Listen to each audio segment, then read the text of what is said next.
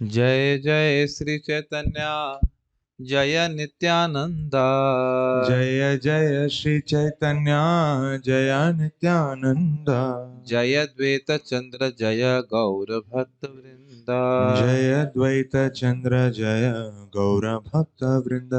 जय जय श्री चैतन्य जय नित्यानंदा। जय जय श्री चैतन्य जय नित्यानंद। जय द्वैत चंद्र जय गौर भक्त वृंदा। जय द्वैत चंद्र जय गौर भक्त वृंद। जय जय श्री चैतन्य जय नित्यानंदा। जय जय श्री चैतन्य जय नित्यानंद। जय द्वैत चंद्र जय गौर भक्त वृंद। जय द्वैत चंद्र जय गौर भक्त वृंद। स्टार्ट। हम लोग श्रीमन चैतन्य महाप्रभु की बाल लीलाओं को पढ़ रहे हैं। Exhaust can be switched off. इतना तो भी गर्मी नहीं लग रही होगी। ये लीला बड़ी इंटरेस्टिंग है। अतिथि विप्रेर अन्न खाइला 3 बार, पाछे गुप्त से विप्रे करीला निस्तार।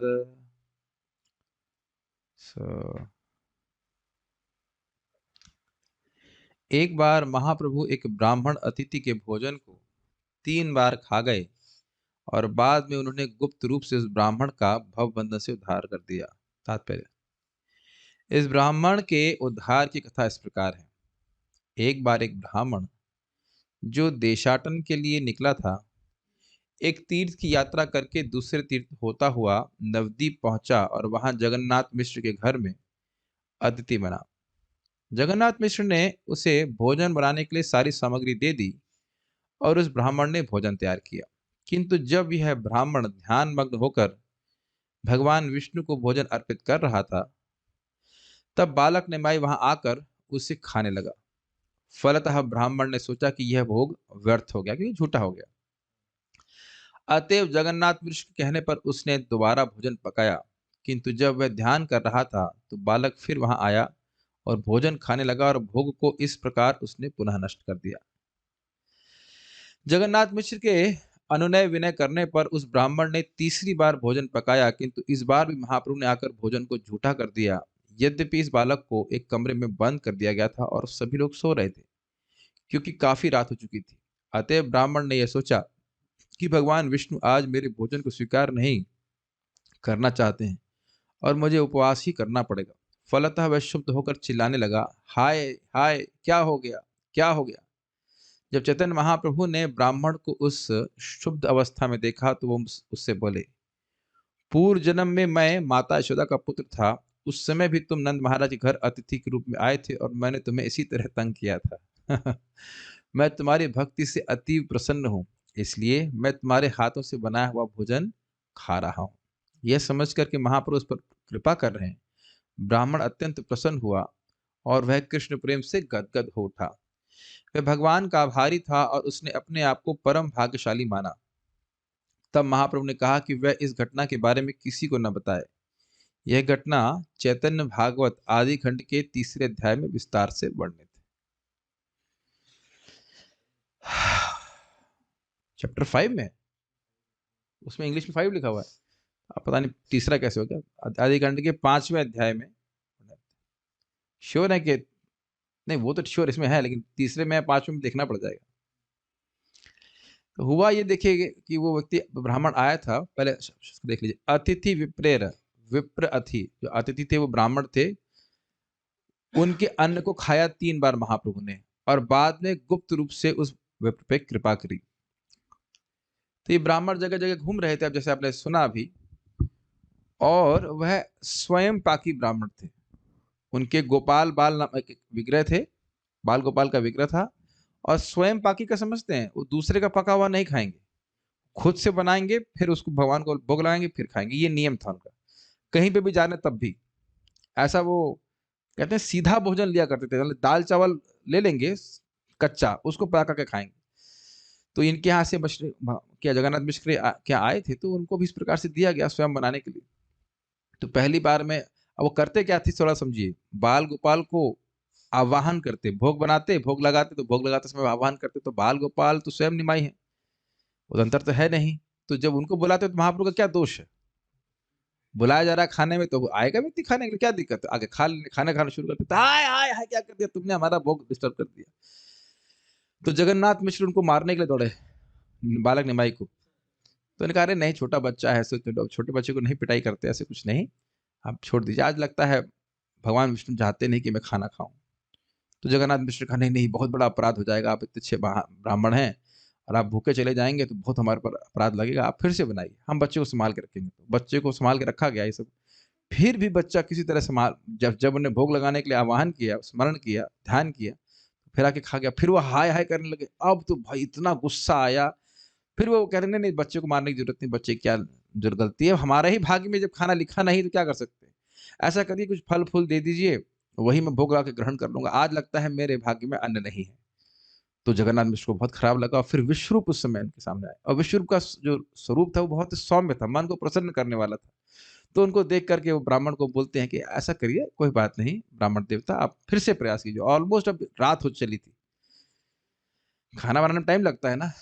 तो अब रात में ये सब जो स्त्रियां थी वह बालक निमाई को लेकर के अंदर चले गई रूम में, और वहां पे सो नहीं थे। सबको लगा कि वह सो गया बच्चा, पर वो सो गए, बात बच्चा नहीं सोया। और बच्चा उठ कर क्या, जब फिर ध्यान किया तो फिर आके खा गया। तब कहते हैं हाय हाय हाय, तुम तो आज बहुत परेशान करती है ऐसे करके। तब फिर यहाँ पे भगवान जो महाप्रभु प्रभुपाद जी बता रहे हैं तात्पर्य, वो बताते हैं कि देखो तुम कैसे व्यक्ति हो, पहले तो तुम मुझे बुलाते हो खाना खाने के लिए, और उसके बाद तुम जब मैं खा लेता तो तुम हाय हाय करते हो, ये क्या मतलब हुआ? फिर अपना स्वरूप को बताते हैं कि मैं पिछले जन्म में कृष्ण था और तुम भी मेरे उस समय मेरे सेवक रहे हो, और जन्म जन्मांतर, वहां पे लिखा है जन्म जन्मांतर तुमने मेरे प्रति प्रेम को कल्टीवेट किया का अनुशीलन किया है। तो आज मैं तुम्हारी भक्ति से प्रसन्न हूँ, इसलिए तुम्हारे सामने हूँ। और ये बात अगर तुमने एक बात किसी को बताना मत, ये बताओगे तो तुम्हारी मृत्यु हो जाएगी। ऐसा बोलते हैं डराने के लिए, किसी को बताना मत। अब ये सोचने वाली बात है, जब उनने किसी को बताया नहीं तो ये लीला प्रकट कैसे हो गई? तो उतना दिमाग मत लगाइए हमारे पास उतना दिमाग है नहीं, हो गया किसी तरह से, जो भी है चैतन्य भागवत में।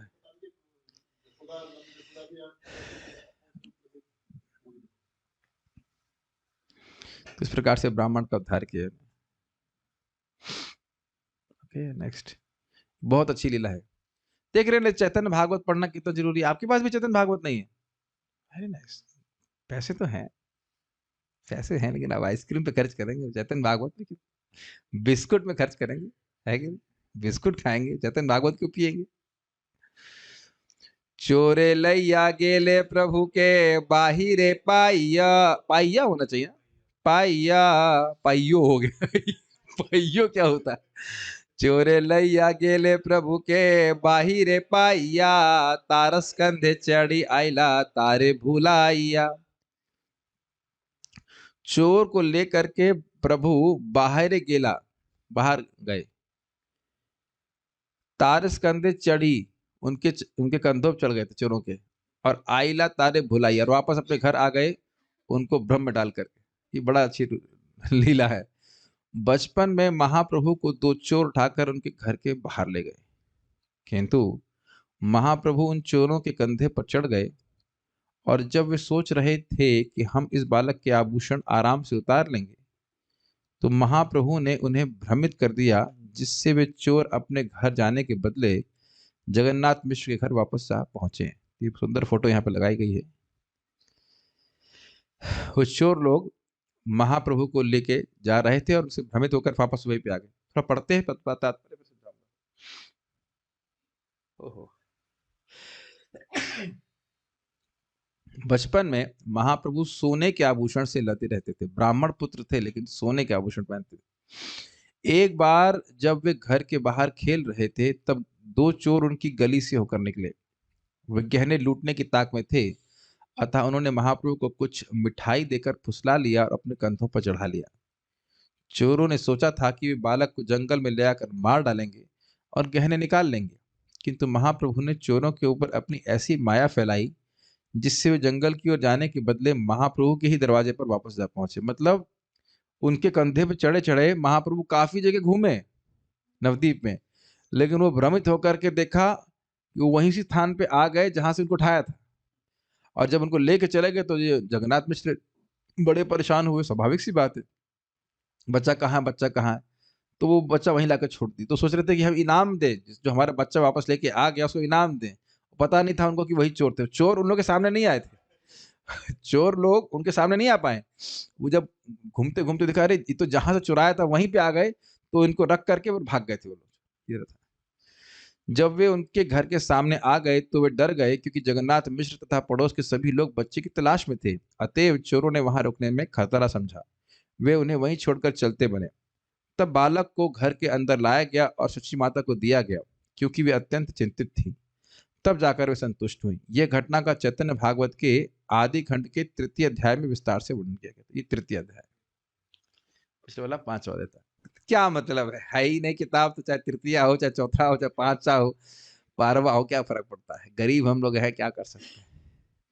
मैं तो जब ये पढ़ता हूँ ना, ये पढ़ रहा हूँ, तो मन कर रहा है कि अभी क्लास के बाद जाकर फिर से इसको पढ़ें। ऐसा देखिए कितनी बार भी आप इस लीला को सुनिए, वो तृप्ति नहीं होती। और उसको डिटेल में पढ़ेंगे, बड़ा अच्छा लगता है। उसमें सब उसके बंगला है, उसके शब्द हैं, बहुत अच्छा है। हाँ, अगला देखते हैं। व्याधि, अब देखिए हो क्या रहा है।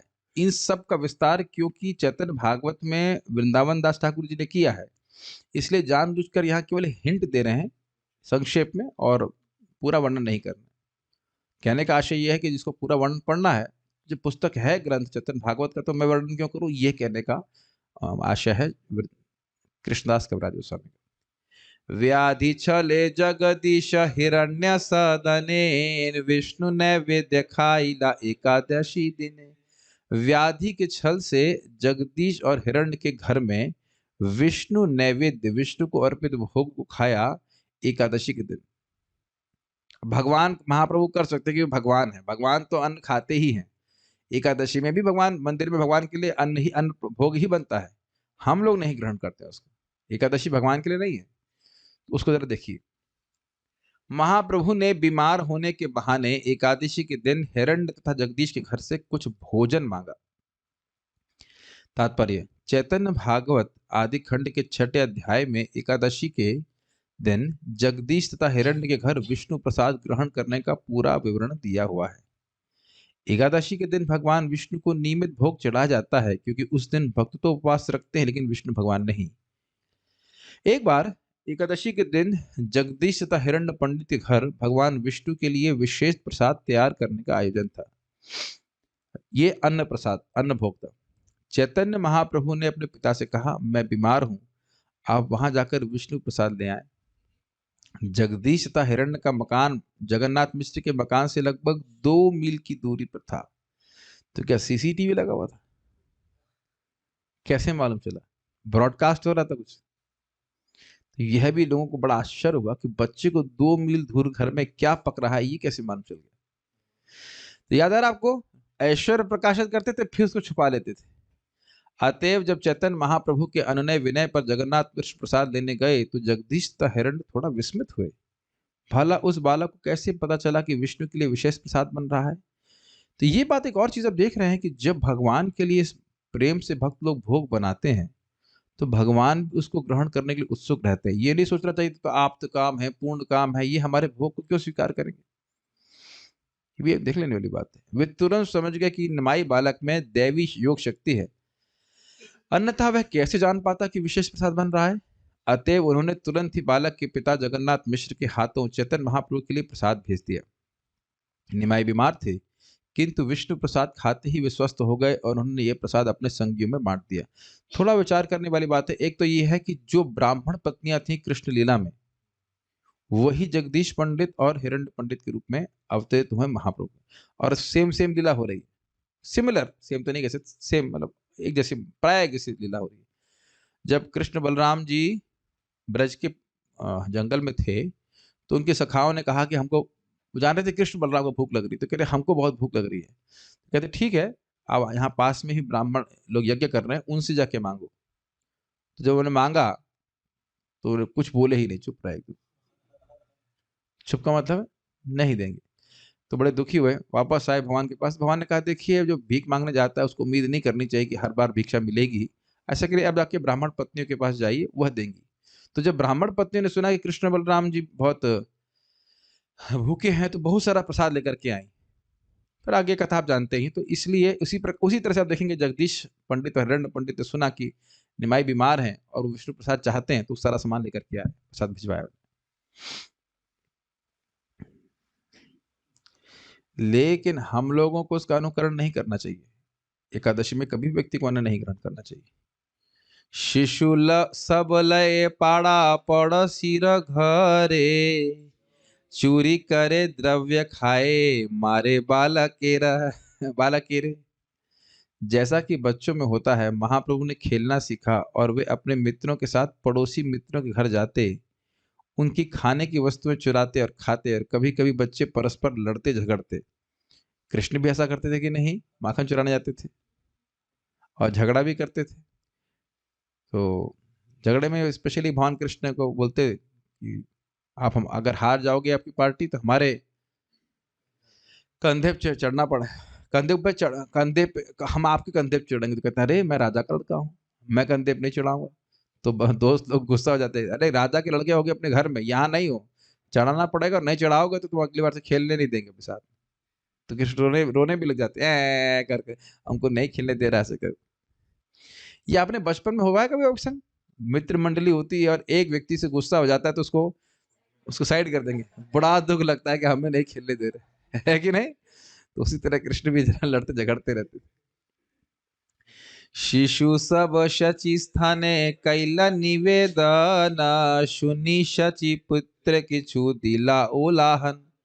उन सब बच्चों ने शची माता के पास कुछ निवेदन किया, और उनको सुन करके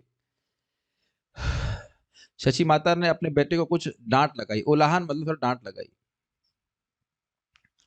सारे बच्चों ने शची माता से शिकायत की कि महाप्रभु उनसे लड़ते हैं और पड़ोसियों के घरों से चीजें चुराते हैं। फलस्वरूप कभी कभी माता अपने पुत्र को दंड देती अथवा डांटती रहती थी। कभी कभी, ऐसा नहीं कि हर बार डांटती थी, कभी कभी। के ना चोरी कर के ने मारा शिशु रे, के ना पर घरे जाह खीबा ना ही घरे। के ना चोरी करे, अरे तुम चोरी क्यों करते हो? के ना मारा शिशु रे, और तुम बच्चों को क्यों मारते हो? के ना पर घरे जाह, तुम दूसरों घर क्यों जाते हो? कि वह नहीं घरे, जो हमारे घर में ऐसा क्या नहीं, क्या है हमारे घर में ऐसा क्या नहीं है जिसके कारण दूसरे घर जाते हो?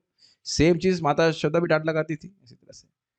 शची माता ने कहा, तुम दूसरों की चीजें क्यों चुराते हो? तुम दूसरे लड़कों को क्यों मारते हो? तुम दूसरों के घर के भीतर क्यों जाते हो? आखिर तुम्हारे घर में कौन सी चीज नहीं है? तात्पर्य, बड़ा सुंदर तात्पर्य है प्रभुपाद जी का।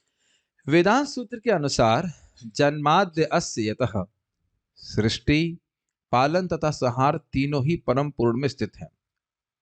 अतएव इस भौतिक जगत में हम जो कुछ भी देखते हैं, वह पहले से आध्यात्मिक जगत में रहता है। श्री चैतन्य महाप्रभु साक्षात पूर्ण पुरुषोत्तम भगवान कृष्ण है, तो फिर वे क्यों चुराने तथा झगड़ने लगे? वो तो आप्त काम, पूर्ण काम इत्यादि होने चाहिए। झगड़ने का क्या मतलब है, और चोरी करने की क्या जरूरत है? वे ऐसा न चोर के रूप में न शत्रु के रूप में करते हैं, बल्कि प्रेमावस्था में मित्र के रूप में करते हैं। ये बात समझ में आ रही है? इस जगत में कहीं चोरी करेगा तो झगड़ा हो जाएगा, या शत्रुता करता है और झगड़ा करेगा तो उसमें एनिमोसिटी रहती है, शत्रुता की भावना रहती है। लेकिन महाप्रभु सब कर रहे हैं, वो जो कुछ भी कार्य कर रहे हैं वो प्रेम बढ़ाने के लिए कर रहे हैं, और उन्हीं से करते हैं जिनसे प्रेम करते हैं। वे बालक के रूप में चोरी करते हैं, इसलिए नहीं कि उन्हें कोई कमी है, सारी वस्तु तो नहीं की है, अपितु अपने बाल स्वभाव के कारण ऐसा करते हैं। मुझे याद आ रहा है कि गोपियां कहते हैं कि माखन ले लो, तो कृष्ण लेते नहीं। तो कृष्ण कहते थे, क्या हमको भिखमंगा समझी हो? अरे हमारे घर में नहीं है क्या माखन, तुमसे भीख मांगेंगे? कमाई करके खाएंगे। भीख में नहीं लेंगे, कमाई करके खाएंगे। ऐसे चोरी चोरी करना मतलब कमाई है उनकी, ये बात है।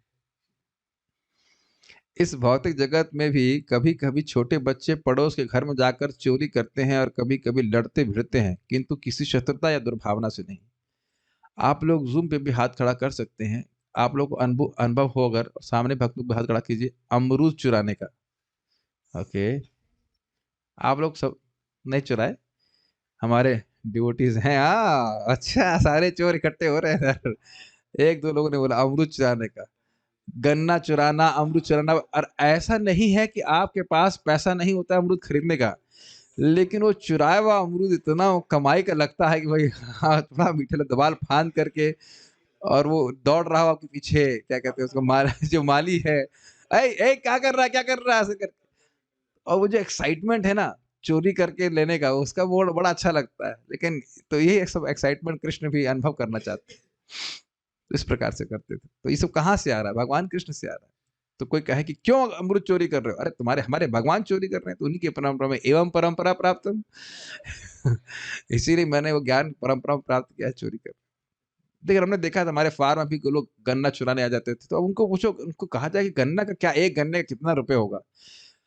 4-5 गन्ना अगर काट लेंगे तो क्या होगा? लेकिन वो उनको उसमें सुख मिल रहा है, ब्रज के है ना, तो सुख मिल रहा है कि काट करके लेके जाके 2-4 गन्ना ले तो बहुत बड़ी कमाई ले ली उन्होंने कर ली। ये हिसाब किताब है ना, ऐसा कोई मूल्य नहीं है। लेकिन यहाँ पे सब वो बिटरनेस में कन्वर्ट, मतलब खटास हो जाती है, इसे कोई करे तो। भगवान ऐसा करते तो वो करते हैं तो मीठा लगता है, और सुनने में भी बड़ा मीठा लगता है। ठीक है। इस भौतिक जगत में भी कभी कभी छोटे बच्चे पड़ोस के घर में जाकर चोरी करते हैं, और कभी कभी लड़ते भिड़ते हैं, किंतु किसी शत्रुता या दुर्भावना से नहीं। कृष्ण भी अन्य बालकों की तरह अपने बचपन में सारे कार्य करते थे। यदि आध्यात्मिक जगत में चुराने की प्रवृत्ति और लड़ने की प्रवृत्ति न होती, तो ये इस भौतिक जगत में भी ना पाई जाती। अब आप देख रहे हैं प्रभुपाद जी ने तात्पर्य कैसे खोला था, खोला मतलब शुरू किया था, जन्माद अस्यतः, इस जगत में जो कुछ भी है उसके स्रोत भगवान कृष्ण है। तो चोरी की प्रवृत्ति भी भगवान कृष्ण से ही आ रही है, लेकिन भगवान कृष्ण में पूर्णता को प्राप्त है, और यहाँ वो विकृत हो जाती है। इसलिए हम भगवान का अनुकरण नहीं कर सकते, ना हमें करना चाहिए। ठीक है। भौतिक जगत तथा आध्यात्मिक जगत में इतना ही अंतर है कि आध्यात्मिक जगत में मैत्री और प्रेम वश चोरी की जाती है, जबकि इस भौतिक जगत में लड़ाई तथा चोरी शत्रुता और द्वेष के आधार पर की जाती है। जैसे आप जानते ही हैं कि गोपियां जब माता यशोदा के पास कंप्लेन लेके आती, तो उनका उद्देश्य यह नहीं होता था कि माता यशोदा कृष्ण को डांटें या वो कुछ करें। वो कृष्ण के लीला वर्णन करने में उनको बहुत सुख मिलता था, कृष्ण के बारे में बात करने में सुख मिलता था, इसलिए आती थी। ठीक है। ये बहुत अच्छी बात यहाँ पे समझ रहा है। इसलिए कभी भी भगवान श्री कृष्ण की लीलाओं का अनुकरण करने के बारे में नहीं सोचना चाहिए। भगवान और जीव में बहुत भेद है, और उसमें व्यक्ति अगर सोचने लग जाए कि भगवान ऐसा कर सकते हैं तो मैं भी कर सकता हूं, तो नहीं, वो फिर वो गड़बड़ हो जाएगा। भगवान वो कार्य करना, जो कार्य करते हैं वो पूरी तरह से परफेक्ट है। गोपियों कृष्ण जो लीला कर रहे हैं वो परफेक्ट है। इंसान करने का सोचेगा, पहली बात तो कर नहीं पाएगा, और करेगा तो उसके लिए फिर उसको पाप भोगना पड़ेगा, वह है नरक जाएगा। ये नहीं करना चाहिए। तो अमृत चुराने की आपको शिक्षा नहीं दी जा रही है। हाँ, अब तो टाइम भी नहीं है। हाँ, सारा टाइम तो क्या कंपनी वालों ने चुरा लिया, तो अमरूद चुराने का मौका कहाँ मिलेगा, और अब अच्छा भी नहीं लगेगा। ठीक है। प्रेम बशवरा, जबकि इस भौतिक जगत में लड़ाई तो ऐसा ही हो पड़ गया। इसलिए हमें समझना चाहिए कि ये सारे कार्य आध्यात्मिक जगत में होते हैं, किंतु उनमें कोई दोष नहीं होता, जबकि भौतिक जगत में सारे कार्य दुखों से भरे होते हैं। तो यहाँ पे आप नैतिकता की बात करते हो, ये अच्छा है बुरा, लेकिन भगवान के सारे कार्य सदा ही अच्छे होते हैं। शून्य क्रुद्ध हया प्रभु घर भीतर जाइया, घरे भी यत भांड छिला फेलीला भांगिया। यह सुनकर, क्या सुनकर, कि तुम बाहर क्यों जाते हो, चोरी क्यों करते हो, बच्चों से क्यों झगड़ा करते हो, यह सुन करके महाप्रभु क्रुद्ध हो जाते हैं। सुनी क्रुद्ध हैया प्रभु घर भीतर जाइए, और घर के अंदर चले जाते हैं। घरे यत भांड छिलज, घर के अंदर जितने भी बर्तन थे, भांड मतलब बर्तन थे, फेलीला भंगाई, उनको उधर फेंक दिया और तोड़ दिया। इस प्रकार माता की डांट खाकर महाप्रभु क्रोधित होकर कमरे के भीतर चले जाते, और वहां पर सारे बर्तन तोड़ फोड़ देते। तब शची को लेकरी कराइला संतोष, लज्जित हईला प्रभु जानी निज दोष। तब शची माता अपने पुत्र को गोद में लेकर चुप कराती हैं, और महाप्रभु अपनी गलतियां स्वीकार करते और काफी लज्जित होते। चैतन्य भागवत आदि खंड अध्याय 3 में महाप्रभु के बालकाल के दोषों का सुंदर वर्णन है। दोषों का सुंदर वर्णन। काफी अच्छा स्टाइल है प्रभुपाद जी कह रहे। दोष का सुंदर वर्णन है जिसमें ये कहा गया है कि बचपन में महाप्रभु पड़ोसी दोस्तों के घरों से खाने की चीजें चुराया करते थे। कुछ घरों से वह दूध चुराते और पी जाते, कुछ घरों से भात चुराते, चावल चुराते और खा जाते। कभी कभी पकाने के बर्तन तोड़ डालते। यदि कुछ खाने को ना मिलता और घर में छोटे बच्चे मिलते तो उन्हें तंग करते और रुलाते। और यही कृष्ण करते थे। कृष्ण कहीं चोरी करना चाहते, कुछ नहीं मिलता तो बड़बड़ाते, इस घर में कुछ नहीं रखा है, इस घर में हमेशा दरिद्रता वसतु, इस घर में हमेशा दरिद्रता बनी रहे, यहाँ पे मेरे खाने के लिए कुछ भी नहीं है। ठीक है। और फिर वहां जो बच्चे होते उनके कान में पानी डाल देते, कुछ करके कान को उमेड़ देते थे। कृष्ण भी करते थे सेम चीज, महाप्रभु कर रहे हैं। कभी कभी कोई पड़ोसी आकर सची माता से शिकायत करता, मेरा बच्चा बहुत छोटा है किंतु आपका लड़का मेरे बच्चे के कानों में पानी भर कर उसे रुला देता है। तो एक बात यहाँ पे महत्वपूर्ण है कि सची माता ने कहा क्या, गोद में निमाई को बिठा करके कहा कि देखो, तुम क्रोध होकर के अपने ही बर्तन सब तोड़ लिए, इससे तो अपना ही नुकसान हुआ ना। तो ये उनको डांटी नहीं, उनको प्रेम से समझाई। तो इसको सुन करके प्रभु लज्जित हो गए। अब ये बड़ी सुंदर बात है। जहां तक मैं समझ रहा हूं ये जगन्नाथ दास बाबा जी के बारे में लीला है। तो वो कहे कि मैं अब वृंदावन में नहीं रहूंगा। मैं वृंदावन वृंदावन बहुत साल रहे, लेकिन जब महाप्रभु की लीला पढ़े हो तो उनका एक भाव आया कि हम मैं अब वृंदावन में नहीं रहूंगा, मैं मायापुर में जाऊंगा, नवद्वीप जाऊंगा। क्यों जाएंगे? कहने देखिए, वृंदावन में कृष्ण थोड़ा मक्खन चुराए, ज्यादा तो अपराध नहीं किए, और उस कारण से उनको बांध दिया गया। ये स्थान बहुत स्ट्रिक्ट है। और मायापुर में देखिए, अब सारे बर्तन तोड़ दिए, सब कुछ तोड़ दिए, फिर भी सच्ची माता कुछ नहीं बोली। तो इसलिए मैं अब मायापुर जाऊंगा। ऐसे भाव था उनका कि मैं अब नवदीप जाऊंगा, वहां रहूंगा। यहाँ बहुत स्ट्रिक्टनेस है, ये क्या बोलेंगे हिंदी में इसको, यहाँ बहुत नियम बड़े कठोर हैं, दंड बहुत अधिक मिलता है, तो इसलिए ऐसी बातें बोल रहे थे। भक्तों का भाव भी अद्भुत है। कभू मृदु हस्ते कैलय कैला माता के ताड़ना, माता के मूर्छित देखी करे क्रंदन। कभी कभी कभी उन्होंने एक बार अपने मृदु मतलब कोमल हाथों से माता को ताड़न कर दिया, ऐसे मारा हो हल्का सा। तो माता भी एक अभिनय करने के लिए मूर्छित हो गई, मूर्छित होने का अभिनय कर रही थी। तो माता को जब मूर्छित देखा तो वो स्वयं रोने लगे, मेरी माँ को क्या हो गया। एक बार बालक चैतन्य ने अपनी माता को अपने कोमल हाथ से मारा तो उनकी माता दिखावे के लिए मूर्छित हो गई। यह देखकर चैतन्य महाप्रभु रोने लगे। क्या हुआ? नारी गण कहे नारी केला देह आनी, तबे सुस्त होई बे न तुम्हार जननी। नारी नारी गणों ने कहा, भी मजाक में कहा, एक नारियल ले आओ। अब कहाँ घर में नारियल रखा होगा कि नारियल लेके आ जाओ, तब सुस्त होई बेन, तब सुस्त हो जाएंगी तुम्हारे जननी, तुम्हारी जननी तुम्हारी माँ स्वस्थ स्वस्थ हो जाएंगी। पड़ोस की स्त्रियों ने उनसे कहा, बेटा जाकर कहीं से एक नारियल ले आओ तो तुम्हारी माता स्वस्थ होंगी। अब देखो क्या किया उन्होंने, बाहिरे जाई या आनी लेना दुई नारी केला, देखिया अपूर्व हैला विस्मित सकल। बाहर जाइया, बाहर गए और आनी लेना और लेके आए दो नारियल। बस बाहर जाके ही लेके आ जाए।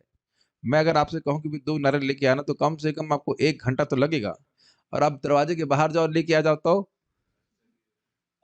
अशर नारियल हमारे समझावट में जहां बैठे हुए हैं वहां से कम 500 मीटर की दूरी पे एक दुकान होगी जहां से नारियल लाया जाएगा। तो गाड़ी से भागेगा तो भी 2 मिनट में नहीं लेके आएगा, है कि नहीं?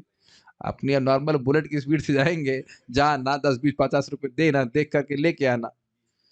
और बस महाप्रभु बालक बच्चा है, गया बाहर अंदर से नारियल लेके आ जाए, बाहर से नारियल लेके आ गया।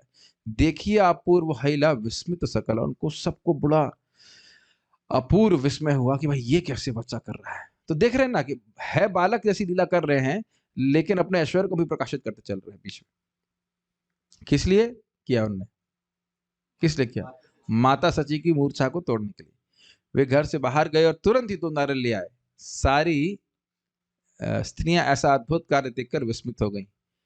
कबु शिशु संगे स्नान करिल गंगाते, कन्यागढ़ आइला तहा देवता पूजिते। ये बड़ा रुचिकर है। एक बार कभी कभी वह बच्चों के संग स्नान करने लिए गंगा में जाते थे, और वहां पे कन्यागण आई थी देवताओं की पूजा करने के लिए। बड़ा रुचिकर है। कभी कभी महाप्रभु अन्य बालकों के साथ गंगा नदी में स्नान करने जाते, और पास की लड़कियां भी वहीं पर देवताओं की पूजा करने आती थी, नौकरी प्राप्त करने के लिए। आईएएस बनने के लिए, सॉफ्ट नहीं, एचआर का मैनेजर बनने के लिए। और क्या, आचार का मैनेजर हो सकता है, लेकिन एचआर का मैनेजर बनने के लिए। तो अब आजकल अगर आजकल लीला लिखी होती तो उसमें लिखा होता कि कुछ कन्यागण आई देवताओं की पूजा करने के लिए, ताकि यही सब कुछ मिल जाए, आईएएस बन जाए, डॉक्टर बन जाए, इंजीनियर बन जाए, जो भी बन जाए, बुद्धू बन जाए।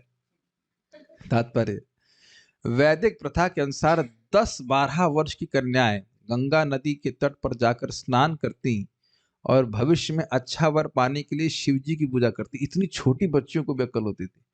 हमारी दादी बता रही थी कि 7 साल में उनको साड़ी पहनना ट्रेनिंग दे दी गई थी। 7 साल में साड़ी पहनना। मैं समझता हूँ प्रभुपाद जी की बहन थी ना, प्रभुपाद जी की बहन थी, जो 11 साल की हो गई ना, 12 साल की हो गई, तो उनकी माँ इतनी चिंतित हो गई, कहने अगर इनकी शादी नहीं करी तो मैं आत्महत्या कर लूंगी। 12 साल की लड़की। आपको तो काफी टाइम हो गया आपका समय शादी का। प्राय 20-21, मैक्सिमम 18-19, 20-21 में शादी हो जाती थी। आजकल तो लोग कल्पना भी नहीं करेंगे। कल्पना तो मतलब ऐसे तो गवर्नमेंट से अलाउड है 18, लेकिन अच्छा ही होता है, शादी जल्दी हो जाए तो अच्छा रहता है। कुछ सुनाई नहीं दे रहा है। कुछ सुनाई नहीं दे रहा है। इच्छा देखिए, लड़कियों की इच्छा होती है शादी करने की, मोस्टली 99% लड़कियों की शादी इच्छा होती है, कितना ही मना करें। उसको लेट करने से थोड़ा सा गड़बड़ हो जाती है। उसको प्रभुपाद जी भागवत में वर्णन किया, उसको यहाँ पर नहीं ले रहे। वे शिव जैसे पति की कामना करती थी।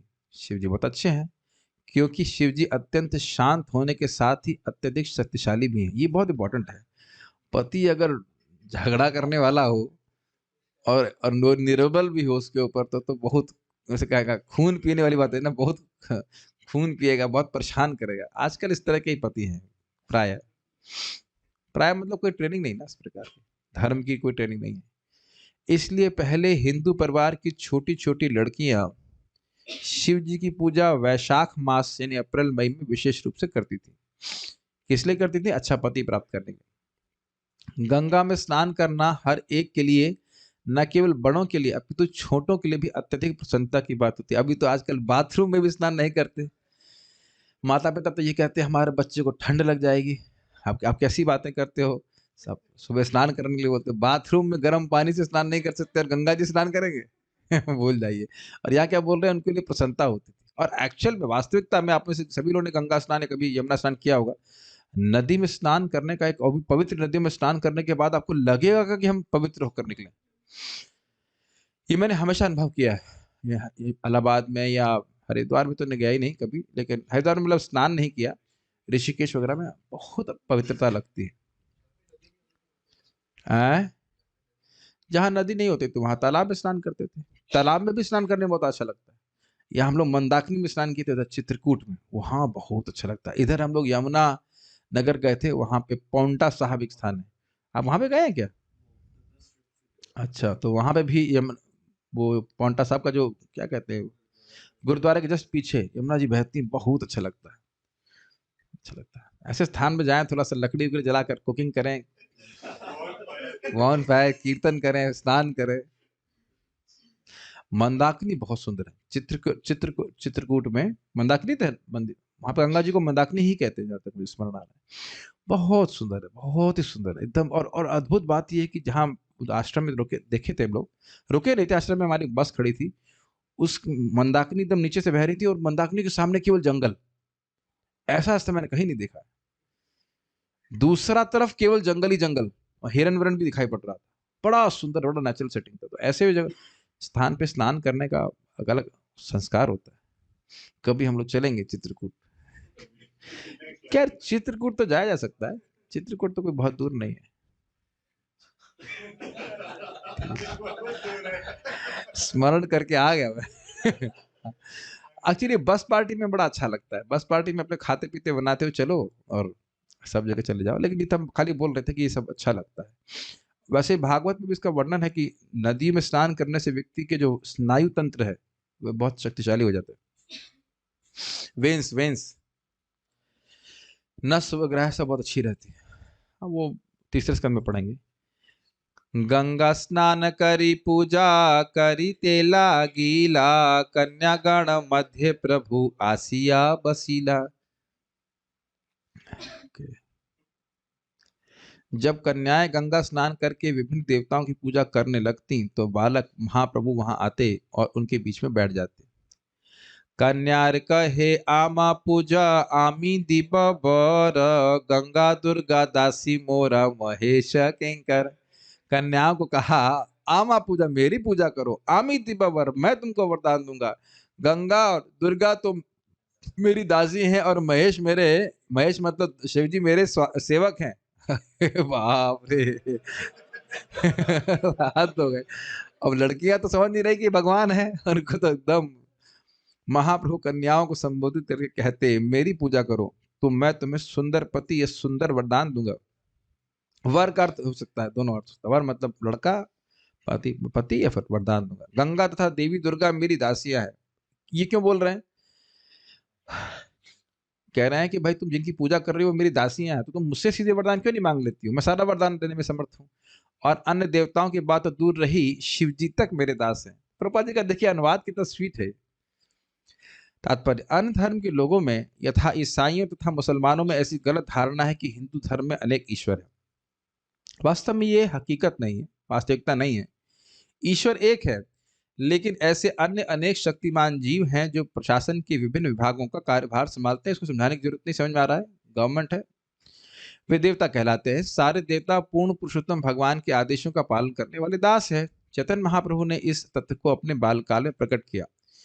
कभी कभी लोग अज्ञानवश किसी विशेष वर की प्राप्ति के लिए देवताओं की पूजा करते हैं, किंतु यदि कोई पूर्ण पुरुषोत्तम भगवान का भक्त और उपासक बन जाए तो उसे वर की प्राप्ति के लिए देवताओं के पास जाने की आवश्यकता नहीं है, क्योंकि भगवान की कृपा से उसे सब कुछ प्राप्त हो जाता है।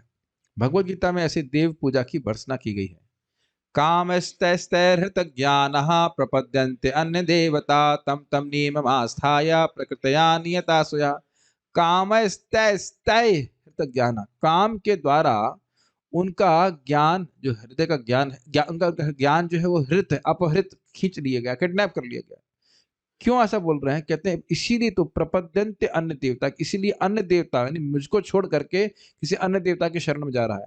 ये प्रमाण है कि उनका ज्ञान छिन गया है। क्यों? वो समझ नहीं पा रहे हम आत्मा है और भौतिक वस्तुएं या भौतिक वर हमको टच करने वाले नहीं है और ये क्षणिक है। ये सब इसी सब ज्ञान सब छूट गया उनका। इसी कारण से कुछ देवताओं के पास जाते हैं। क्या करते हैं देवताओं के पास जाकर?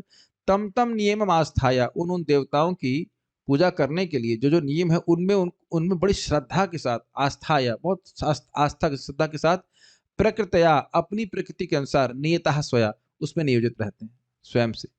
जिनकी बुद्धि हर ली गई है और जो काम वासनाओं के कारण पागल हो गए, वे देवताओं की पूजा करते हैं और अपने अपने स्वभाव के अनुसार पूजा के विशेष विधानों का पालन करते हैं। अपने स्वभाव के, भाई रजोगुणी स्वभाव का है तो रजोगुणी देवता, तमोगुणी स्वभाव है तो तमोगुणी देवता, उसके अनुसार श्रद्धा होगी। लेकिन जो भगवान की भक्ति करते हैं दृढ़ता से, उसका कारण क्या है? सारे पाप जिसके नष्ट हो गए उसके हृदय में भगवान के प्रति श्रद्धा होती है। तो उसके लिए कोट कर रहे हैं, ये शाम तु अंतगतम पापम जननाम पुण्य कर्मणाम ते द्वंद्व मोह निर्मुक्ता भजन्ते माम दृढ़व्रता। ये शाम तु अंतगतम पापम, लेकिन जिनके सारे पाप इस जन्म के और पिछले जन्म के नष्ट हो गए हैं, जननाम ऐसे व्यक्ति, पुण्य कर्मणाम जो पुण्य कर्म की पुण्य राशि बहुत उनकी है, ते द्वंद्व मोह निर्मुक्ता, वह द्वंद्व से, या अच्छा लग रहा है बुरा लग रहा है, हानि लाभ मान अपमान इस सबसे मुक्त होकर के, और मोह का अर्थ ये मानना कि मैं शरीर हूं, इस प्रकार के भ्रम से मुक्त होकर के समझते हैं कि मैं भगवान का दास हूं, तो मोह से मुक्त होकर के भजनते, मेरा भजन करते हैं। किसका भजन करते हैं? माम, मेरा भजन करते हैं। कैसे करते हैं? दृढ़व्रता। चाहे हानि हो, चाहे लाभ हो, चाहे कुछ भी हो, व्यक्ति इस प्रकार का व्यक्ति भगवान की भक्ति में लगा है। तो अगर किसी, समझने का प्रयास कीजिए, बहुत अच्छा श्लोक है। अगर किसी व्यक्ति में या आप स्वयं में भी भगवान श्री कृष्ण के प्रति अटूट श्रद्धा देख रहे हैं, चाहे बाहर कितनी रूप से विषम परिस्थिति हो, तो समझना चाहिए कि हमारे जीवन से पाप नष्ट है।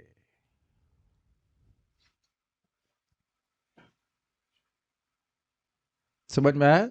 यदि हमारे हृदय में पक्की श्रद्धा है कि नहीं, हमें भक्ति करनी ही है भगवान कृष्ण की, तो इस दिखाता है कि हमारा हृदय शुद्ध हुआ है। नहीं तो इस प्रकार की श्रद्धा नहीं रहती। थोड़ी सी कठिनाई आती है और व्यक्ति भक्ति छोड़ देता है। और ये भी ध्यान देना है, दूसरी तरह से देखिए कि अगर व्यक्ति, कोई भी व्यक्ति भगवान की भक्ति कर सकता है, लेकिन दृढ़ता से वही करेगा जिसके जीवन से पाप नष्ट हुआ है। ये भी अर्थ है।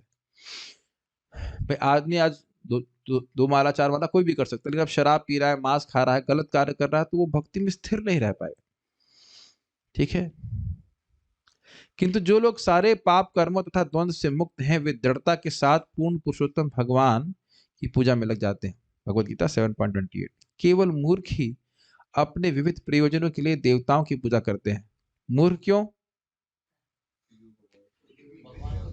वो तो ठीक है, एक मूर्खता है कि इंद्रिय तृप्ति के लिए मांग रहे हैं, और तो इसी को एक्सपैंड कीजिए। इंद्रिय तृप्ति के लिए मांग रहे हैं, तो ये मूर्खता क्यों है? नहीं ये ये नहीं, ये नहीं मूर्खता है। ये पॉइंट आया है। अरे इंद्रिय तृप्ति भगवान भी दे सकते हैं, तो देवताओं से मांग रहे इसलिए मूर्ख है? नहीं, इंद्रिय तृप्ति की बात ही मांगना मूर्खता है। क्यों? क्योंकि हाँ, वो शरीर के स्तर पे है। आद्यंतवंत कौनते है, वह निकृष्ट है, वह निकृष्ट है और क्षणिक है, तो वह उससे जीव कभी संतुष्ट नहीं होने वाला, तो इसलिए मूर्ख है। और ये बात भी है कि देवताओं से मांग रहे हैं तो देवता देते बहुत कम है, भगवान से मांगे वही चीज तो भगवान इतना देंगे कि कोई लिमिट नहीं है।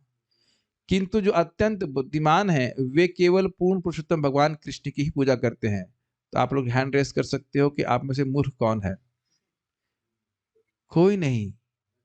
जो भगवान कृष्ण का भजन कर रहा है, कृष्ण से भजे से, कृष्ण से ही भजे, कृष्ण जे भजे से ही बड़ो चतुर। जो कृष्ण का भजन करता है वो बहुत चतुर है। क्यों? भाई ये शरीर की कोई वैल्यू तो है नहीं, और जिन चीजों से आप भगवान की सेवा कर रहे हो उसकी कोई वैल्यू नहीं है, लेकिन उसके बदले में क्या मिलेंगे? भगवान। ये भगवान का शब्द है कि ये यूजलेस वस्तुएं, जीव, सबको जला दिया जाएगा कि नहीं हमारे शरीर में, कुछ तो नहीं छोड़ने वाले। और इन्हीं इंद्रियों से अगर आप भगवान की सेवा करते हैं तो आपको भगवान मिल जाते हैं। तो बुद्धिमानी है कि नहीं? जिस वस्तु का कोई मूल्य ही नहीं, उसको अगर आप अमूल्य वस्तु को प्राप्त कर ले तो बुद्धिमानी है कि नहीं? इसीलिए चतुर कहा जाता है। कभी कभी हम पर कृष्ण भावनामत आंदोलन के सदस्यों पर आरोप लगाया जाता है कि हम देवताओं की पूजा का समर्थन नहीं करते। किंतु जब चैतन्य महाप्रभु तथा भगवान कृष्ण ने इसकी भर्त्सना की है, तो हम इसका समर्थन कैसे कर सकते हैं? भला हम अन्य लोगों को मूर्ख तथा हृत ज्ञान कैसे होने दे सकते हैं? बुद्धिहीन। हमारा प्रचार तो इतना ही है कि बुद्धिमान लोग पदार्थ तथा आत्मा के अंतर को समझें और उन पूर्ण पुरुषोत्तम भगवान को समझें जो परिपूर्ण आध्यात्मिक अस्तित्व है। ये बात समझ में आई? लोग समझे कि हम आत्मा है और भगवान कृष्ण ही परिपूर्ण व्यक्ति हैं जो सभी चीज के स्रोत हैं। सीधी सीधी बात। यही हमारा जीवन कार्य है। भला हम इस भौतिक जगत के भौतिक शरीरों में विद्यमान तथाकथित देवताओं की पूजा करने के लिए लोगों को दिग्भ्रमित कैसे कर सकते हैं? अब तथाकथित देवता क्यों कह रहे हैं? क्यों? क्योंकि एक जीव जो योग्य हो जाता है, उसे भगवान की व्यवस्था से देवता का पद प्राप्त हो जाता है, वो भगवान नहीं हो जाता। हमारे द्वारा सैकड़ों देवताओं की पूजा की अनुमति न देने की स्थिति की पुष्टि चैतन्य महाप्रभु द्वारा उनके बालकाल में ही की गई थी। इस संबंध में श्री नरोत्तम दास ठाकुर ने गाया है, अन्य देवाश्रय नाई तुम्हारे कहीनु भाई, एई भक्ति परम कारण। पूर्ण पुरुषोत्तम भगवान का दृढ़ एक निष्ठ और शुद्ध भक्त बनने, अनन्य भाग बनने के लिए अपने चित्त को देवताओं की पूजा में लगाकर विचलित नहीं करना चाहिए। ऐसा नियंत्रण शुद्ध भक्ति का लक्षण है। नियंत्रण मतलब किस चीज पे नियंत्रण? देवताओं की पूजा पे। ठीक है, तब थोड़ा पढ़ लेते हैं क्या महाप्रभु ने कहा, तो लीला पूरी हो जाएगी। आपनी चंदन परी परे न फूल माला, नैवेद्य काढ़िया खाइया संदेश चाल कला। महाप्रभु कन्याओं की अनुमति के बिना ही चंदन निकाल लेते और अपने शरीर में लगा लेते। तो कौन पूजा कर रहा है उनकी? खुद ही अपने से ले ले रहे हैं। उनकी फूल मालाओं को अपने गले में पहन लेते और मिठाइयाँ, चावल तथा केलों की भेंट को छीन कर स्वयं खा जाते।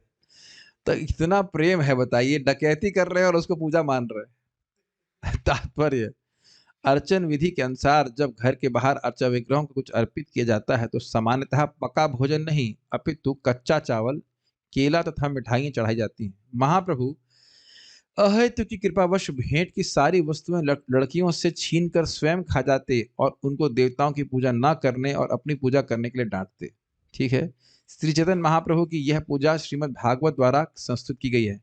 कृष्ण वर्णम त्रिसा कृष्णम अंगोपांगास्त्र पार्षदम यज्ञ संकीर्तन प्रायर यजंति ही सुमेधसः।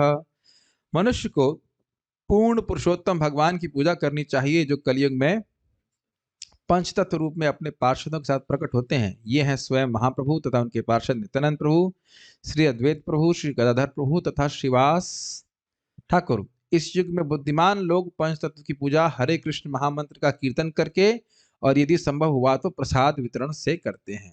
देखिए प्रभुपाद जी विशेष रूप से कुछ अलग, कहीं कहीं प्रभुपाद जो अनुवाद है उसमें हल्का सा ट्वीक करते हैं। ट्वीक मतलब हल्का सा चेंज करते हैं। क्यों? कि ऐसा नहीं कि सूखा सूखा हरे कृष्णा किया, हरे कृष्ण मंत्र और उसके बाद प्रसाद का वितरण, ये हो तो उससे महाप्रभु की आराधना हो जाती है। Simple formula. हमारा कृष्ण भावनामृत आंदोलन पूजा की इस प्रमाणिक विधि को पाश्चात्य जगत में चला रहा है। इसके सदस्य चेतन महाप्रभु के अर्चा विग्रह लेकर गांव गांव तथा नगर नगर घूमते हैं और लोगों को बतलाते हैं कि किस तरह हरे कृष्ण मंत्र का कीर्तन करके, प्रसाद चढ़ाकर और लोगों में उसका वितरण करके महाप्रभु की पूजा करनी चाहिए। आप पदयात्रा के बारे में प्रभुपाद जी बता रहे हैं। पदयात्रा परम पूज्य लोकनाथ महाराज शुरू किए थे, वो यही करते हैं, गांव गांव में जाते हैं। और एक बार महाराज जी पूछे प्रभुपाद को कि हम लोग गांव गांव में जा रहे हैं और पुस्तक वितरण कर भी रहे, लेकिन हम दोबारा तो उनसे कुछ बात भी नहीं कर पाते। उस जमाने में टेलीग्राम वगैरह कुछ ही नहीं था, व्हाट्सएप कुछ नहीं था। तो प्रभुपाद जी ने कहा नहीं, फिर भी आप वहां पे जाइए, पुस्तकें दे के जाइए, वहां बीज पड़ गया, आगे जाके सब भक्त बनेंगे। तो हमारे सनक सनातन प्रभु बता रहे थे, परम पूज्य लोकनाथ महाराज के शिष्य हैं, बहुत वरिष्ठ शिष्य हैं और 10 साल वो पूजा उसमें थे, पदयात्रा में। तो बता रहे थे कि जहां जहां पदयात्रा गई तो बहुत से लोग उस गांव में थे जहां वो नाम जप करने लग गए थे एक वाला, और बाद में जब दोबारा वहां पहुंचते तो फिर भी वो जप कर रहे थे। ये भी भारतीयों के बड़ी अच्छे गुण है। स्पेशली गांव में कोई नियम पकड़ लेंगे, उसका सिद्धांत समझ में आया नहीं, यानी वो करेंगे जरूर। आपने देखा है वो 4 बजे नियम है कि मान लो एक माला करना है तो 4 बजे उठ के वो माला जरूर करेंगे। अब वो मतलब क्यों कर रहे हैं, और भगवान की भक्ति प्राप्त करना है वो भले ना पता हो, लेकिन करते जरूर है। मुझे याद है हम लोग अपने इधर ये हमारा सेडोरा गांव में गए थे, तो वहां जाते ही प्रचार करने के लिए, तो वहां पे सबसे पहले पदयात्रा आई थी। तो वहां भक्त लोग उसके द्वारा जुड़े, फिर उसका धीरे धीरे क्रमशः। तो अब देखिए गुणमणि प्रभु आते हैं, प्रतुल प्रभु आते हैं, वो सब लोग नियमित रूप से जप कर रहे हैं, भक्ति कर रहे हैं। और भी हमारे विश्वनाथ प्रभु भी आते हैं। विश्वनाथ प्रभु तो बाद में जुड़े थे, लेकिन ये सब लोग पदयात्रा के द्वारा जुड़े थे, फिर भक्त लोग बार बार वहां पे गए। तो ये बड़ी विशेष बात है। अब कन्याओं ने कहा, क्या कहा? क्रोधे कन्या गण कहे सुनहे निमाई, ग्राम संबंधे होई तुमी आमा सबार भाई। क्रोध में कन्या गणों ने कहा, हे निमाई सुनो, गांव के संबंध में तुम तो हमारे भाई लगते हो। आमा सबाकार पक्ष इहा करी ते न जुआए, न लह देवता सज्जन न कर अन्याय। अतएव ऐसा करना तुम्हें शोभा नहीं देता, तुम हमारी देव पूजन की सामग्री मत दो, तुम इस तरह उपद्रव न मचाओ। प्रभु कहे तो माँ सबा के दिला ए बर, तो माँ सबार भरता हबे परम सुंदर। महाप्रभु ने कहा, तुम सबको मैं एक बहुत सुंदर वरदान देता हूं कि तुम सबका भरता अर्थात पति अत्यंत सुंदर होगा। पंडित विदग्ध युवा धन धान्यवान, सात सात पुत्र हवे चिरायु मतिमान। तो पति के क्या गुण होंगे? पंडित होगा, विद्वान होगा, विदग्ध मतलब दक्ष होगा, दक्ष एवं हास्य प्रेमी, युवा होगा, धन धान्यवान, धन से युक्त होगा, और राय मतलब धान्य का मतलब होता है अनाज रहेगा घर में। आजकल ये हो सकता है कि घर में धन हो, ये बैंक में हो, जीपे में हो, लेकिन 5 किलो आटा घर पे नहीं हो। अगर कोई आ जाए एकदम से तो आदमी जाएगा स्टोर पे 5 किलो आटा खरीदने के लिए। ये है, मैंने सुना इस तरह से। और बच्चे कैसे होंगे? 7-7 पुत्र, मतलब 7-7 पुत्र होंगे तुमको, लंबी आयु वाले होंगे और मतिमान अर्थात बहुत बुद्धिमान होंगे। लड़के सुनकर बड़ा खुश हो गए। तात्पर्य बड़ा सुंदर है, पढ़ते हैं। सामान्यतया हर तरुणी चाहती है कि उसे सुंदर पति मिले, इसके लिए हाथ नहीं खड़ा करवा रहे, जो विद्वान, चतुर, तरुण तथा धनी हो। वाह, ये कॉम्बिनेशन तो है नहीं। और आप ये तो मानते हैं कि इस समय ये सारे कॉम्बिनेशन मिलना बहुत मुश्किल है। आजकल लोग के शादी ही 31-32 साल में करते, कोई 35 साल में करता, तो तरुण तो खत्म हो गया। तरुण तो खत्म हो गया। चतुर, घोंचू नंबर 1 है कि नहीं? जो आदमी 14 घंटे काम कर रहा है उसे चतुर तो नहीं कहा जा सकता। धनी हो सकता, कुछ कागज के नोट इकट्ठे कर ले, और विद्वान तो है ही नहीं। गीता भागवत का तो कोई ज्ञान है नहीं इसको, बस थोड़ा बहुत यही अजगर पाइथन, C++ यही सब जानता है, कुछ नहीं। ये बात सत्य है। हम हमेशा माता जी को मजाक बनाते हैं, काफी कई बार मजाक बनाते हैं, हमने बनाया, मतलब बनाया गया है उसकी टेंडेंसी को लेकर के। लेकिन पुरुषों का भी आजकल खूब मजाक बनाने वाला है। बेवकूफ नंबर 1, कोई आध्यात्मिक ज्ञान नहीं, कोई जीवन की कोई कैसे बस जीवन जीना चाहिए, कोई इसके बारे में जानकारी नहीं है। इस प्रकार के सारे गुण होने चाहिए, एक ही व्यक्ति में होना चाहिए। वैदिक संस्कृति के अनुसार धनी वह है जिसके पास प्रचुर अन्न का भंडार तथा पशुओं का समूह। धान्य न धनवान, गवया धनवान। जिसके पास अन्न, गाय तथा बैल होती हैं वह धनी है। कागज के नोट होने मात्र से धनी नहीं होता। कागज के नोट की पकौड़े नहीं बनाते हम लोग। तरुणी यह भी चाहती है कि उसके बहुत से बच्चे हों, विशिष्टतया पुत्र हों, जो बुद्धिमान तथा दीर्घजीवी हो। अब यह भी एक डाउट है, आजकल आजकल नहीं चाहते बच्चे हो, किंतु समाज के पतन के कारण अब तो ऐसा प्रचार हो रहा है कि 1 या 2 बच्चे काफी हैं और शेष को निरोध उपायों से मार दिया जाए। किंतु तरुणी की सहज इच्छा यही होती है कि उसके एक से अधिक नहीं अपितु कम से कम आधे दर्जन बच्चे हों। अब इसके लिए तो हम किसी से हाथ नहीं खड़ा करवाना चाहते भाई, ये तो इच्छा बहुत डाउटफुल है कि किसी में इस प्रकार की आधे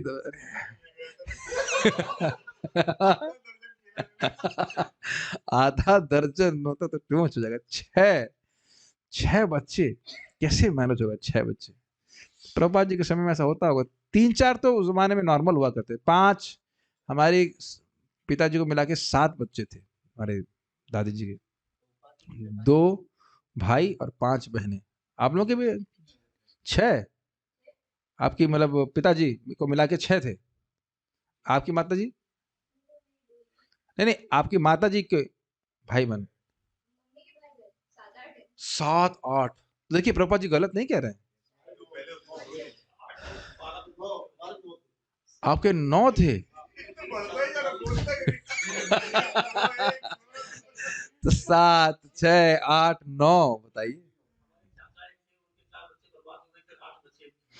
और उनके चाचा जी बता रहे हैं 7 बच्चे मर गए थे और 8 बच्चे अभी हैं, यानी कि 7 बच्चे मर गए, 15 बच्चे।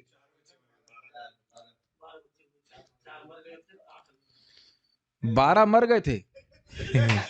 है नहीं, हम तो दूर ही रहे तो अच्छा है इससे। अब आजकल आप देख रहे हैं एक बच्चा संभाल नहीं पाते माता जी, है कि नहीं? आप कह सकते हैं बेबी सिटिंग का स्कूल अपने भी चालू हो जाता है, 6 बच्चे।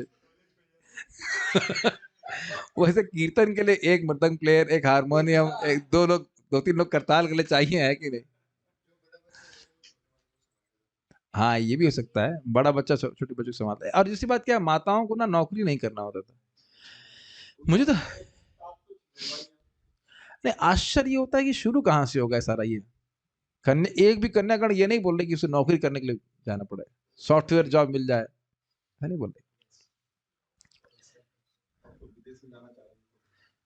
ठीक है, चैतन्य महाप्रभु पूजा की जो सामग्री अपने लिए छीन लेते थे, उसके बदले में वे उन कन्याओं की इच्छाओं को पूरा करने के लिए वर देना चाहते थे। आपने ध्यान दिया कि उनको दिया भी नहीं गया, वो छीन लिए, तब उसके बदले में वर दिया जा रहा है। और अगर प्रेम से दिया जाए तो और कितना वर प्राप्त होगा। तो माता जी लोग सुन रहे हैं ना, जिनको शादी की इच्छा है, तो किसकी पूजा करनी है आपको? चैतन्य महाप्रभु की। कैसे करना है? हरे कृष्ण मंत्र के जावरा, हरे कृष्ण मंत्र और कुछ भोग सामग्री दीजिए खिलाने, सूखा सूखा नहीं, हरे कृष्ण मंत्र भी करना है, और जिन प्रभु जी को शादी करना है उनके लिए भी ऑप्शन यही खुला हुआ है, और जिनको नहीं करना है उनके लिए भी है। ठीक है, सभी को वरदान दे सकते हैं महाप्रभु। चैतन्य महाप्रभु की पूजा करके मनुष्य सुखी बन सकता है और अच्छा पति और पत्नी जैसे भी चाहे धन धन धन अन्न तथा अनेक संतानें पाकर भौतिक लाभ प्राप्त कर सकता है।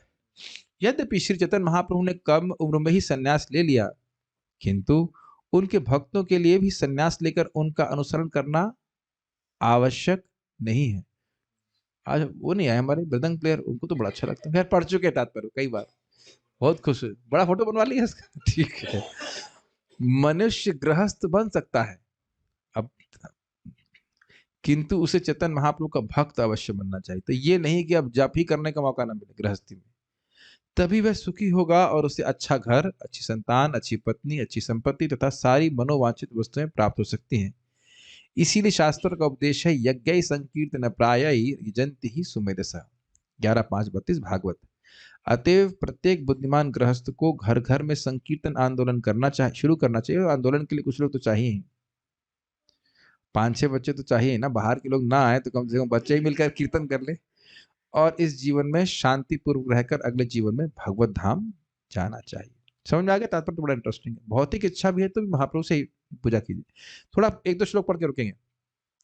वर शून्य कन्या गणेर अंतरे संतोष, बाहिरे भर्सन करे करी मिथ्या रोष। वर सुनकर के कन्या गणों को अत्यंत संतोष हुआ, लेकिन बाहर से भर्सना कर रही थी और झूठा रोष, झूठा क्रोध कर रही थी। ऐसा दोहरा व्यवहार लड़कियों में स्वाभाविक है। जब वे अंतःकरण से प्रसन्न होती हैं तब वे बाहर से असंतोष व्यक्त करती है। क्या बोल रहे हो, ऐसे करके जो भी कुछ करती। स्त्रियों का ऐसा व्यवहार उन लड़कों को बहुत भाता है जो उनसे मैत्री करना चाहते हैं। मतलब अंदर से उनको प्रेम हो रहा है और बाहर से वो गुस्सा प्रस्तुत कर रही है।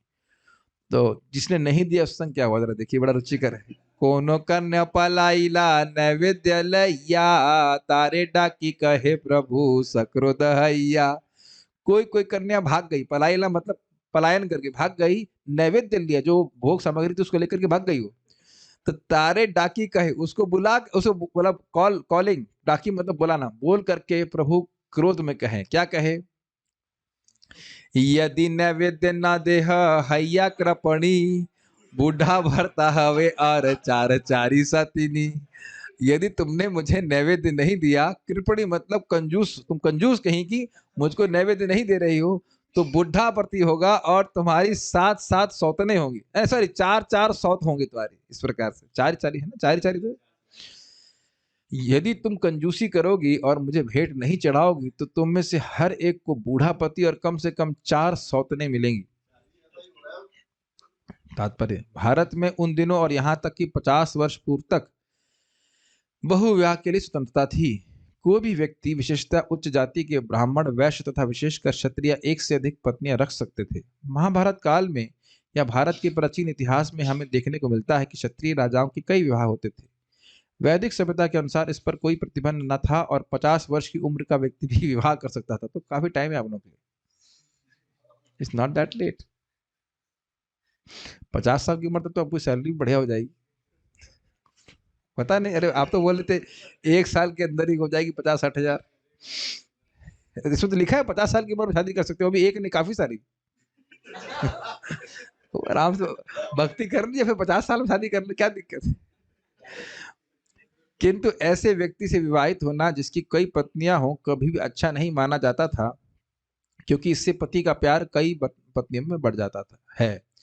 चैतन्य महाप्रभु इन कन्याओं को कम से कम 4 पत्नियों वाले पति से ब्याह होने का शाप देने का दिखावा करके इसलिए दंडित कर रहे थे क्योंकि वे उन्हें नैवेद्य नहीं देना चाहती थी।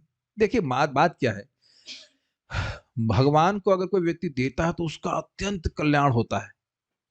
तो इसलिए भगवान बार बार बोल रहे हैं मुझे दो, मुझे दो। ऐसा नहीं खाली पति ही देंगे, वो उसको, उस व्यक्ति को लेकर भगवान के अपने पास धाम में ले जाएंगे। तो अगर कोई भौतिक इच्छा से भगवान कुछ दे रहा है, अंततः वो मुक्त हो जाएगा। सामाजिक ढांचे में पुरुष को एक से अधिक ब्याह करने की छूट दी जाने का समर्थन इस प्रकार से किया जा सकता है। सामान्यतः हर समाज में स्त्रियों की संख्या पुरुषों से अधिक होती है। अतएव यदि समाज का यह सिद्धांत रहे कि सारी कन्याएं विवाहित हों, तो जब तक बहुपत्नित्व की अनुमति न मिले ऐसा संभव नहीं होगा। यदि सारी कन्याओं का विवाह नहीं होता तो व्यभिचार की अधिक आशंका बनी रहती है और व्यभिचार वाला समाज कभी शुद्ध या शांत नहीं रह सकता। ये स्वाभाविक है। प्रायः स्त्रियों में पॉल्यूशन की संभावना बहुत अधिक होती है। वह भोली होती हैं और बिगड़ सकती हैं, और अगर शादी नहीं होती है तो उस प्रकार से गड़बड़ हो सकती है। इसलिए प्रभात कह रहे हैं, हमने अपने कृष्ण भावनामृत आंदोलन में अवैध यौन जीवन पर प्रतिबंध लगा रखा है। व्यवहारिक कठिनाई यह है कि हर कन्या के लिए पति ढूंढ पाना कठिन है। अच्छा पति को, ट्रक ऐसा नहीं कि ट्रक ड्राइवर से शादी कर देंगे, और कोई डिवोटी लड़की है तो शादी भी तो डिवोटी से होनी चाहिए। अतएव हम बहुपत्नित्व के पक्ष में हैं, बशर्ते कि पति एक से अधिक पत्नियों का भरण पोषण कर सकने में समर्थ हो। लेकिन दूसरी लाइन बहुत कठिन है, क्योंकि एक का ही भरण पोषण नहीं हो पाता है तो क्या होगा। इहा शून्यता सवार मने है लभय, कोनो किछु जाने की बा देवाविष्ट होए। श्री चैतन्य का यह कल्पित शाप सुनकर कन्याओं ने सोचा कि हो सकता है कि यह कुछ असाधारण बातें जानता हो या इसे देवताओं से शक्ति प्राप्त हो। अतः वे भयभीत हो गई थीं कि उनका शाप कहीं सच न हो जाए। आनिया नैवेद्य तारा सम्मुखे धरीला, खाइया नैवेद्य तारे इष्टवर दीला। इसलिए अब नैवेद्य को लाकर उनके समक्ष रख दिया, निमाई के सामने, और उस नैवेद्य को खा करके उनको इच्छित वर चैतन्य महाप्रभु ने दिया। एतमत चापल्य सब लोके र देखाय, दुख करो नने नहे सब सुख पाए। जब लोगों को कन्याओं के प्रति महाप्रभु की इस चातुरी का पता लगा तो उनमें किसी तरह की गलतफहमी नहीं हुई, बल्कि उन्हें इन व्यवहारों से आनंद प्राप्त हुआ। आगे महाप्रभु की शादी का वर्णन है। तो महाप्रभु की शादी निमाय पंडित शादी हम कल कराएंगे। आज मुहूर्त ठीक नहीं है, तो कल अच्छा लग्न है, कल शादी वादी के बारे में बात होगी। श्रीमन चैतन्य महाप्रभु की जय। श्री श्री चैतन्य चरितामृत की जय। निताई गौर प्रेमानंदे।